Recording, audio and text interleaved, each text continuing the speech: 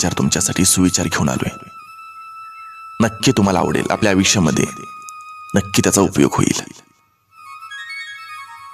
कुणीतरी पुढे गेला म्हणून द्वेष करत बसण्यापेक्षा आपण मागं का राहिलो हा विचार करा आणि चालत राहा. स्पर्धा स्वतःशी करा, जगाशी नाही. रागावू नका. आजची खरी वस्तुस्थिती ती पहा.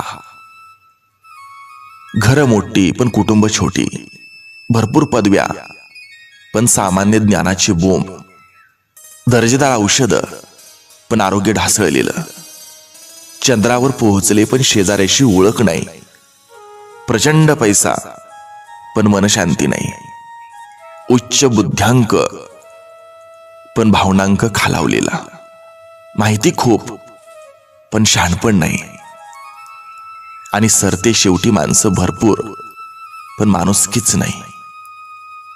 जेव्हा लोक तुमच्या मागे तुमची बदनामी किंवा खोटी लावालावी करतात तेव्हा समजावं की त्यांची उतरता काळ चालू होते आणि आपली उतुंग भरारी.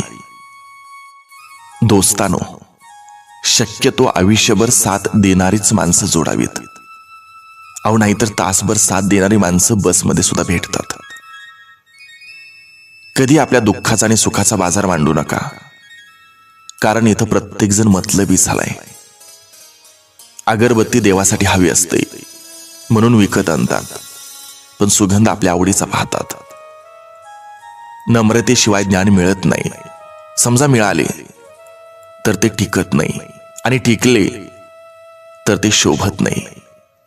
म्हणून जीवनात योग्य ठिकाणी, योग्य व्यक्तीबरोबर, योग्य व्यक्तीसमोर आणि योग्य वेळी नम्र झालेच पाहिजे. दोस्तानो, वाहत्या पाण्याप्रमाणे चांगलं कर्म, चांगलं काम करत राहावं. वाईटाचा कचरा आपोआपच किनाऱ्याला लागेल, आणि हे नक्की आहे. सर्वांना शुभ दिवस.